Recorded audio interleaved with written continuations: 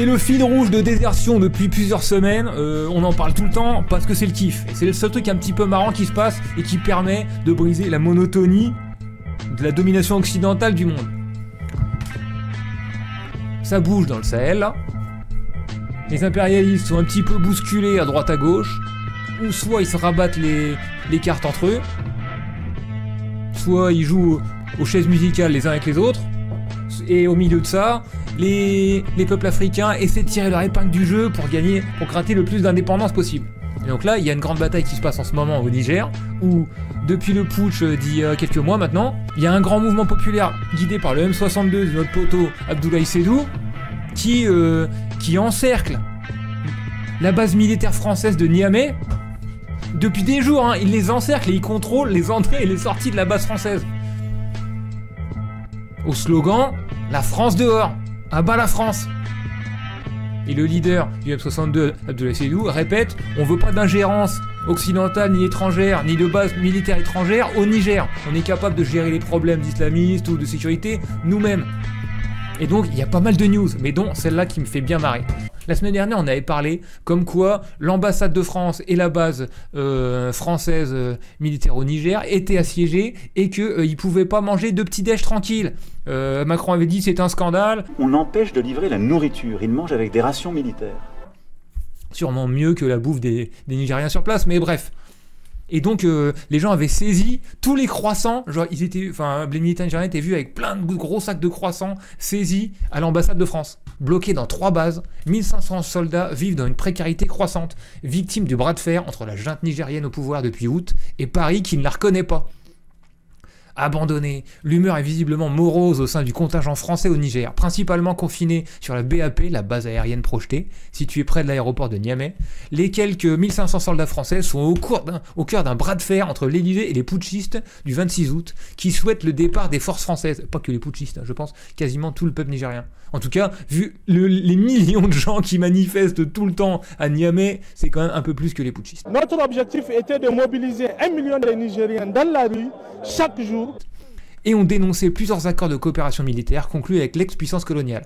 Je rappelle, en 1960, quand la France a offert en cadeau l'indépendance à beaucoup de ces anciens départements français qui étaient situés en Afrique, ils leur ont fait signer des accords militaires qui stipulaient que l'armée française pouvait faire absolument comme ils voulaient dans les pays. Et donc là, pas mal de pays, le Burkina Faso, le Mali et maintenant le Niger ont renié ces accords et veulent faire dégager la présence impérialiste française. Côté français, Emmanuel Macron, intransigeant, maintient qu'un éventuel redéploiement des forces françaises au Niger ne sera décidé qu'à la demande du président Mohamed Bazoum, toujours considéré par la France comme le légitime chef de l'État. Bazoum, c'est l'ancien valet de la France qui est maintenant dans un hôtel, sauf que il est enfermé dans la suite de luxe, donc... Bon voilà, il est dans une suite de luxe, mais en même temps il est enfermé. Je crois qu'ils lui ont coupé internet parce qu'en fait il arrêtait pas d'être con. Il avait gardé le contrôle du Twitter de la présidence du Niger. Donc il continuait de tweeter des trucs en tant que président du Niger, alors qu'il était dans les toilettes de l'hôtel, encerclé par les soldats, quoi. Bref. Donc là ils lui ont coupé internet, ils lui ont coupé le wifi, ils ont changé le mot de passe.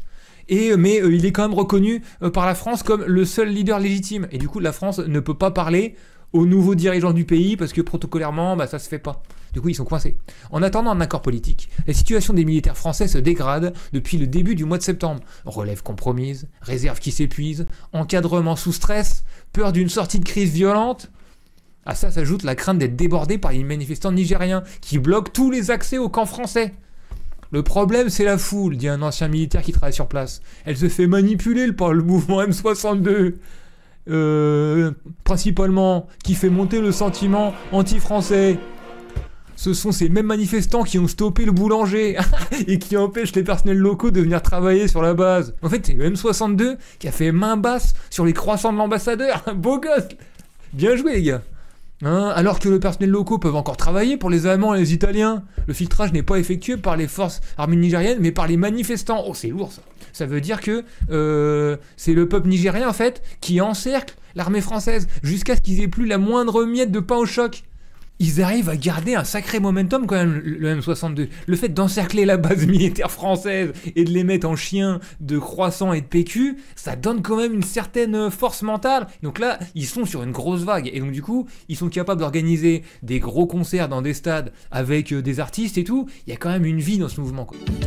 La route est barrée, la CEDEAO veut nous barrer. Il fait tout un couplet sur la Cour pénale internationale. La CPI c'est pour le tiers-monde, les dirigeants du tiers-monde. Big up à Laurent Gbagbo, enfermé par la CPI pendant 7 ans, alors que son seul crime c'était de pas être le candidat choisi par la France, libéré récemment. Les peuples du tiers-monde, sinon Blair ne serait pas libre, Sarkozy ne serait pas libre, George Bush ne serait pas libre. La CPI c'est pour le tiers-monde. Bien dit Eli. Pour joindre l'utile à l'agréable, une pluie battante s'est abattue dans la zone, ce qui augure de bonnes perspectives pour le pays. Nous voulons le général Tchani, nous voulons Assimi Goïta. Sur la base, les conditions de vie sont de plus en plus compliquées. Aucun mouvement d'avion. Les mouvements entre la zone vie et la zone technique sont surveillés et filtrés par l'armée nigérienne. Un fossé anti-char a été creusé. Plus de ravitaillement alimentaire. Évidemment, pas d'autorisation de sortie. Ah, ils sont assiégés. La base vivait sur les réserves des congélateurs jusqu'à cette semaine. Désormais, pas de pain. Le papier toilette est rationné. Oh shit! Oh non, alors là, je crois que c'est la fin pour l'impérialisme français. Ils ont plus de papier toilette dans la base. Les gars, rendez-vous, ils vont sortir le drapeau blanc. Enfin, je sais pas s'il sera très blanc suite à cet épisode. Vu qu'ils ont plus que ça. C'est vraiment triste. Oh non. L'impérialisme français, c'est vraiment les derniers des losers. Nous avons encore un stock conséquent de carburant pour les groupes électrogènes. Nous sommes aussi autonomes concernant l'eau potable et sanitaire. Et il y a de quoi manger un certain temps. Précise toutefois l'ancien militaire, avant d'ajouter: en revanche, la situation sur les deux bases avancées devient intenable. Plus de ravitaillement en eau, nourriture et carburant, et bientôt plus d'électricité pour eux. Et il est impossible de les approvisionner. À Walam, au nord de Niamey, près de 200 soldats vivent de plus en plus chichement, leur autonomie passée devenant un souvenir. Ah mince, ils doivent vivre au même niveau de vie que les Nigériens. Oh la misère, oh non. Tout ça ne tient qu'à un fil, dit un sous-officier qui préfère garder l'anonymat. Ce qui me pose problème, c'est que nos capacités se dégradent un peu plus tous les jours. La mission tenir, c'est ok, mais il nous faut de quoi manger, se laver et un minimum de confort. Dimanche, l'électricité coupe et nous n'aurons plus moyen de recharger nos appareils une fois que nos batteries seront déchargées. Ah, donc ils pourront plus donner d'interview à Ouest France. Nous attendons juste une direction de manœuvre. Rien que ça nous redonnerait le moral. L'état-major des armées relativise ces difficultés, reconnaissant des approvisionnements compliqués, tout en se voulant rassurant. L'état des capacités. Attends, je mets la musique de état-major des armées. Voilà. L'état des capacités de combat, dont l'état du moral des militaires, est suivi par le commandement à tous les niveaux. Aujourd'hui, la posture des militaires françaises au Niger permet de répondre à toutes les éventualités, sauf évidemment si les toilettes sont bouchées, notamment en cas de besoin d'utiliser la force. Ah ouais. Tristesse. Le MA précise aussi que les militaires en opération sont confrontés par nature à une forme d'incertitude et au changement de situation. Ils sont formés et entraînés pour agir dans des conditions parfois très rustiques et se servir de feuilles dans les arbres quand il le faut.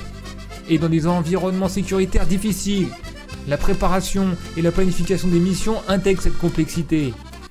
Malgré tout, plusieurs députés français se sont émus de la dégradation des conditions de vie du contingent. Ainsi, le député brestois Jean-Charles Larsonneur a fait part de ses inquiétudes dans un courrier de lundi au ministre des Armées. Ah oui, évidemment, on va pas laisser 1500 personnes crever de faim, hein, d'accord? Moi, genre, on a beau être antimilitariste et anti-impérialiste, il faut pas laisser 1500 personnes crever de faim. C'est nous qui les avons envoyés là, il suffit de les rapatrier immédiatement, d'accord? Ils sont pas forcés d'être là, en fait, les mecs, hein. On discute vite fait avec le Niger, on dit bon les gars, on récupère nos 1500 personnes, d'accord, laissez quelques hélicos venir, et c'est fini, c'est réglé, voilà. Voilà la solution tout à fait possible.